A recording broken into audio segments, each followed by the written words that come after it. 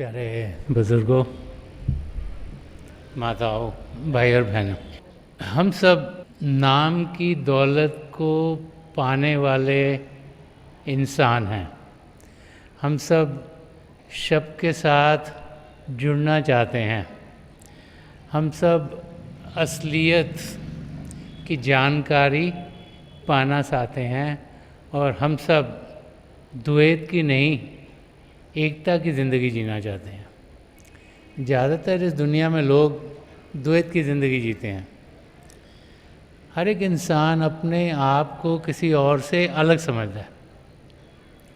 उसकी हमें, उसकी ईगो उसको ये बताती है कि वो शायद किसी से अलग है और उसी किस्म की ज़िंदगी जीते जीते उसकी ये ज़िंदगी पूरी की पूरी बर्बाद हो जाती है।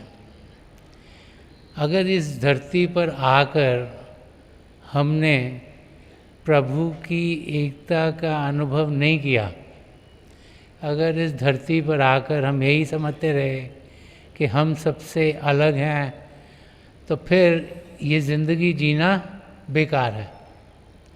बार बार महापुरुष समझाते हैं कि ये ज़िंदगी प्रभु ने अपनी दया मेहर से हम सबको दी है।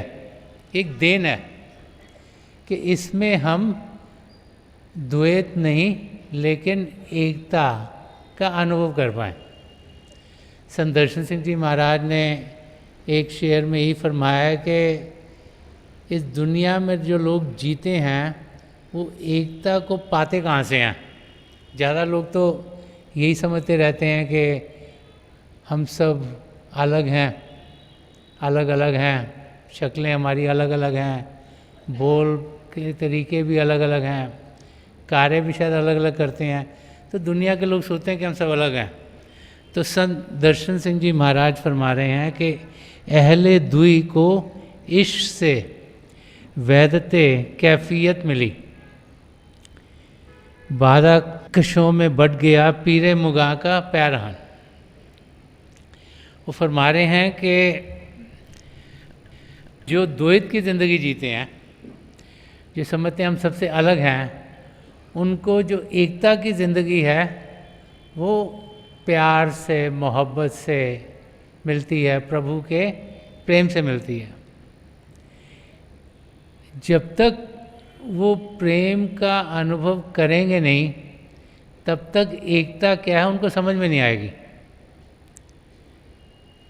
जब तक हम सिर्फ अपनी हमें के ज़रिए जीते रहेंगे, यही सोचते रहेंगे कि हमसे बेहतर कोई नहीं, हमने ये करना है, हमने वो करना है, हमने वो करना है, तब तक कोई भी इंसान असलियत की जानकारी पा नहीं सकता।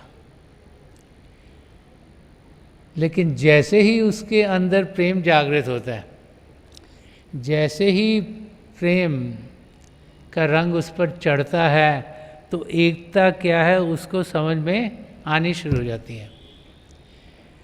कबीर साहब ने फरमाया कि प्रेम गली अति सांकरी, जा में दो ना समाये। क्योंकि जिसके अंदर प्रभु का प्रेम जागृत हो गया, वो एकता की ओर बढ़ता चला जाता है। और वो जो लेन ऑफ लव है, जो प्रेम की नगरी है, वहाँ पर दो हो ही नहीं सकते, वहाँ पर एक ही होना पड़ता है।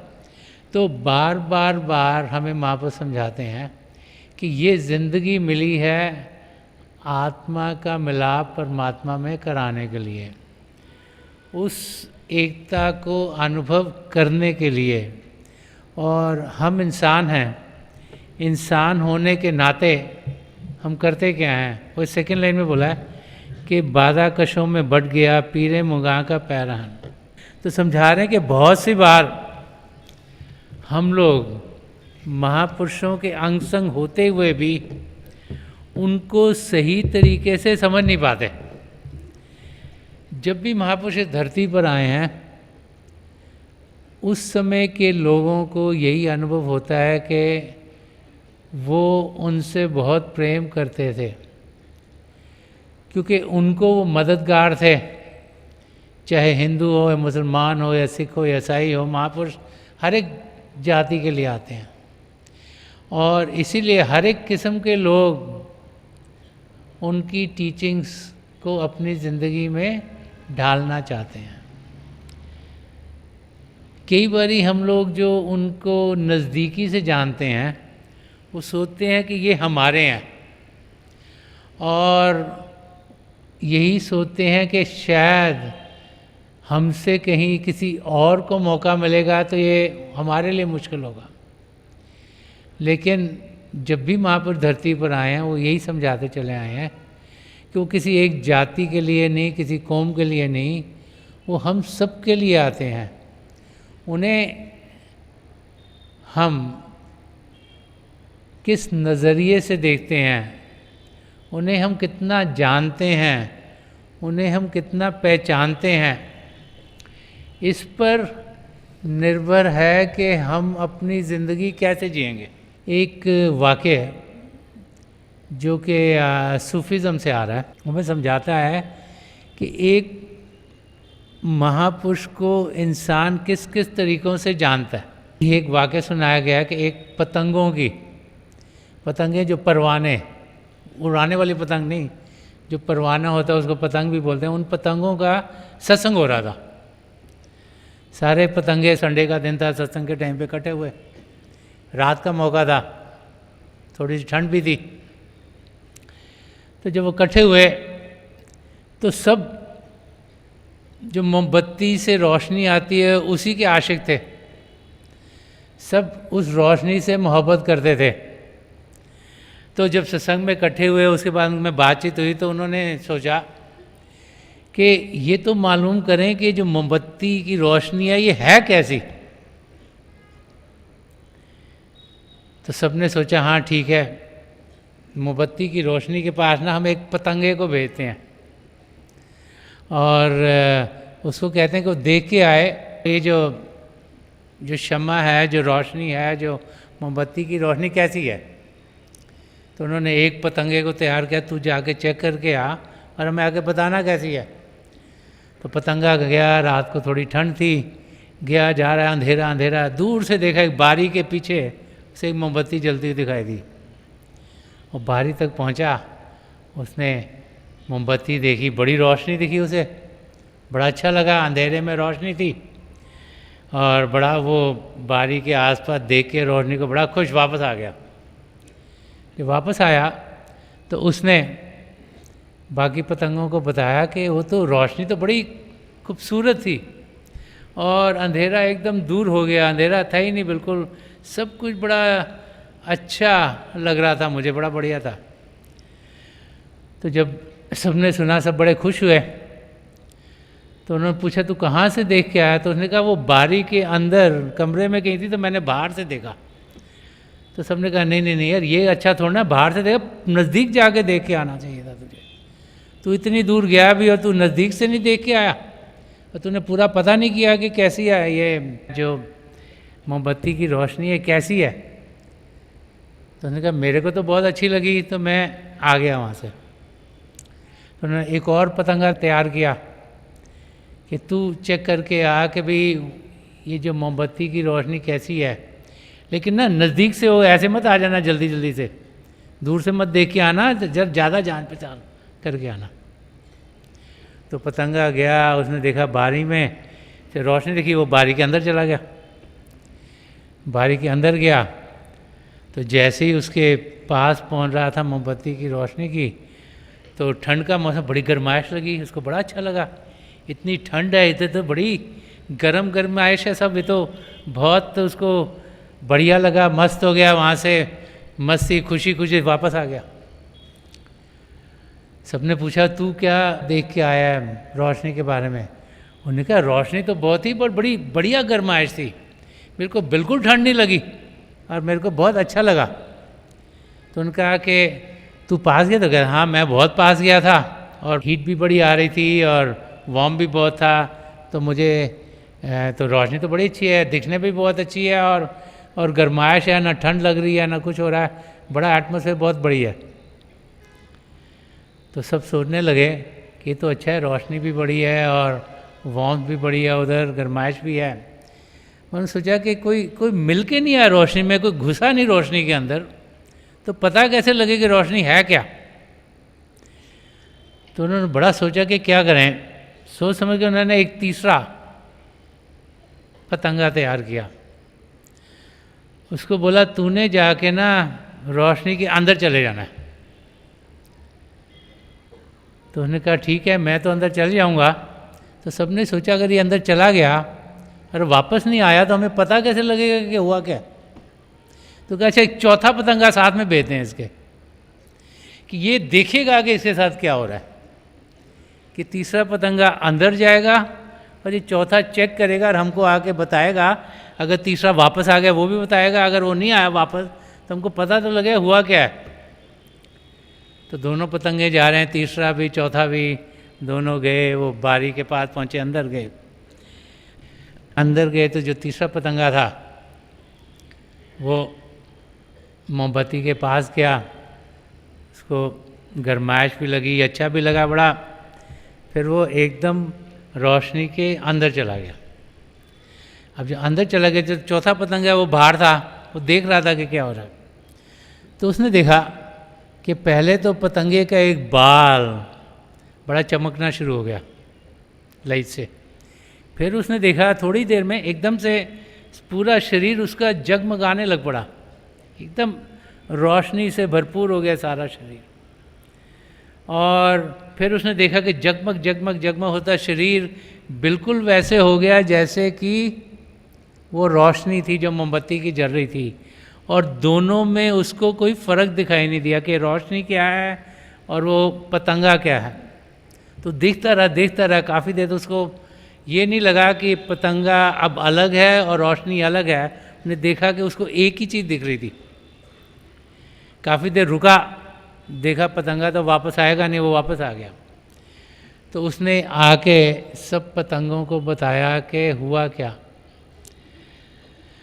तब उनको समझ में आई कि जो एक प्रेमी है, जो पतंगा है, जो परवाना है, जो क्षमा का आशिक है, जो मोमबत्ती की रोशनी के लिए परवाने और पतंगे जाते हैं, कि उनको ज़िंदगी में करना क्या है। वो जगमग तब होते हैं जब पूरे तरीके से वो उस रोशनी में जाकर मिलते हैं। और पूरे तरीके से कौन मिलता है? जिसकी हुमें नहीं होती, जिसकी ईगो नहीं होती। जो ईगो से जाता है वो कभी भी मिल नहीं पाता। जो अपनी ईगो को तोड़ता है, अपने हुमें को काबू में करता है, वही जाकर उस रोशनी में मिल सकता है।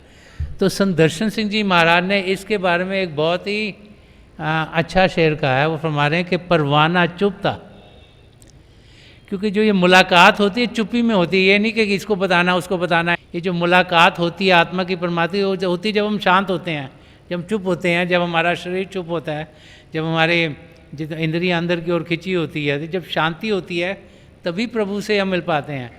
तो फरमा रहे कि परवाना चुप था, क्षमा के मुंह में जुबान आती। कि जो क्षमा है वो भी चुप थी, वो उसके मुंह में जुबान ना थी कि वो तो बोल नहीं रही, वो तो बिल्कुल शांत है। परवाना जो है वो तो बातचीत कर सकता है, जो क्षमा है वो बिल्कुल शांत है, कोई बातचीत नहीं, क्योंकि वो तो एकदम शांति और शांति और शांति और शांति की स्टेट में है। तो परवाना है जो कि दुनिया में घूम रहा है, इधर भी, कि वो चुप था, वो शांत होना शुरू हो गया।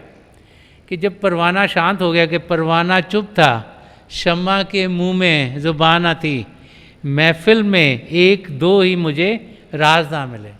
वो कहते इतने बड़े समूह में एक दो ही होते हैं जिनको के असलियत की समझ होती है। हम लोग अपने सद्गुरु क्या हैं उन्हें जान नहीं पाते। ऊपर से देखते हैं, बाहर से देखते हैं, हमें अच्छे लगते हैं, हमें समझाते हैं, हमें ज़िंदगी अच्छी तरीक़े से जीने का तरीका बताते हैं, हमें मुश्किल मिलती है हमें मदद करते हैं। हम लोग ना बाहर की चीज़ों में रह जाते हैं। अगर आप देखो कि हम उनसे मांगते क्या हैं, तो हम कहते हैं हमारा बिज़नेस ठीक हो जाए, हमारे ये चाचा जी बीमार हैं ये ठीक हो जाए, हमारे यहाँ पे खराबी हो ये ठीक हो जाए, ये लीगल प्रॉब्लम है ये ठीक हो जाए। हम ना बाहर की चीज़ें मांगते रहते हैं। जैसे पतंगा जाकर उस मोमबत्ती की रोशनी में लीन हो गया, ऐसे ही हमारे सद्गुरु चाहते हैं कि हमारी आत्मा परमात्मा में लीन हो। उनका यही ध्येय है और उनकी तरफ से हमारी और हर एक किस्म की मदद आती है, ताकि ये जो ज़िंदगी का मकसद है, जो अपने आप को जानना है और पिता परमेश्वर को पाना है, वो हमारे लिए पूरा हो जाए। तो वो चाहते हैं कि हम अपने आप को पहले तो सही रूप में जानें कि हम शरीर नहीं, हम आत्मा हैं, और फिर उस आत्मा को उभार दें, उसमें प्रेम जागृत करते हैं वो प्रभु के लिए, ताकि हम प्रभु की जानकारी पाएं और फिर हम अपना ध्यान इस दुनिया से हटाकर पिता परमेश्वर की ओर करें। तो संत दर्शन सिंह जी महाराज यहाँ समझा रहे हैं कि बहुत से लोग महापुरुषों के पास आते हैं, फरमा रहे हैं महफिल में एक दो ही मुझे राज ना मिले, कि जो रहस्य है ज़िंदगी का उसको जानने वाले सिर्फ कोई होता है। क्योंकि बहुत से लोग बाहर की दुनिया में जीते हुए इसी को असली दुनिया समझते हैं, इसी के दुख सुख को अपना दुख सुख समझते हैं। वो सोचते हैं कि यहाँ पर ही मेरी चीज़ें ठीक हों और इनको ठीक करने में लगे रहते हैं, लेकिन वो भूल जाते हैं कि एक पूर्ण महापुरुष हमें इस दुनिया के सुख तो देते ही हैं, लेकिन उस दुनिया का सुख देने के लिए आए हैं जहाँ से हम आए हैं, ताकि हम 84 लाख जिया जून से छुटकारा पा सकें, ताकि हम अपने कदम अपनी मंजिल की ओर बढ़ा सकें, ताकि हम अपने आप को जो पाने के लिए आए हैं उसको पाएं और अपना समय दुनिया में अपने आप को एस्टैब्लिश करने में, कि मेरा घर बार भी हो जाए, मेरे बाल बच्चे भी ठीक ठाक रहें, मेरा बैंक बैलेंस भी ठीक ठाक रहे, मेरी प्रॉपर्टी भी ठीक ठाक रहे, मैं बच्चों के लिए भी कुछ कर जाऊं। तो यही करने के लिए इंसान लगा रहता है।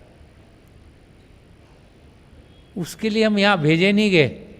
ये बाहर की दुनिया, ये माया की दुनिया है, इसमें प्रभु ने हमें भेजा है सब पदार्थ देकर, ताकि हम प्रभु को पा सकें। तो प्रभु को पाना, पिता परमेश्वर को पाना, यही बहुत ज़रूरी है। अगर ये नहीं हुआ तो बाकी सब चीज़ें बेकार हैं। ये बार बार महापुरुष हमें समझाते चल रहे हैं। तो प्रभु को पाने के लिए हमें प्रभु के प्रेम का अनुभव करना है। अब प्रेम क्या है उसे शब्दों में समझाना बहुत मुश्किल है।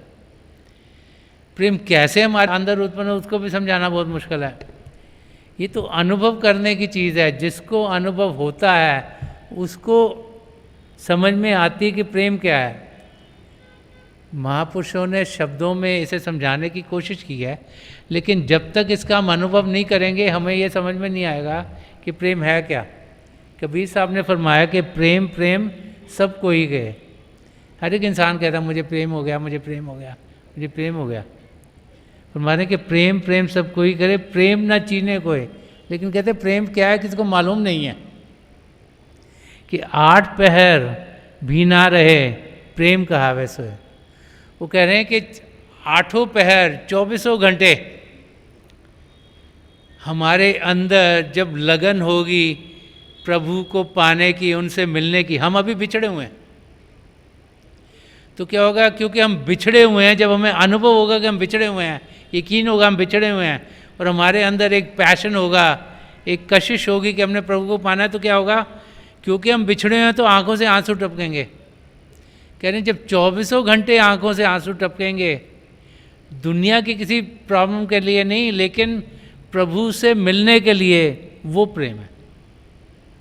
हमने कदम अपनी मंजिल की ओर बढ़ाने हैं।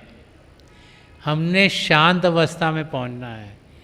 जैसे वो पतंगा जाकर मोमबत्ती की रोशनी में जाकर मिल गया, जैसे परवाना शमा में जाकर मिलता है, ऐसे ही हमने अपनी आत्मा को प्रभु का जो शब्द है उसमें जाकर जोड़ देना है, ताकि वो प्रभु से एक में हो सके।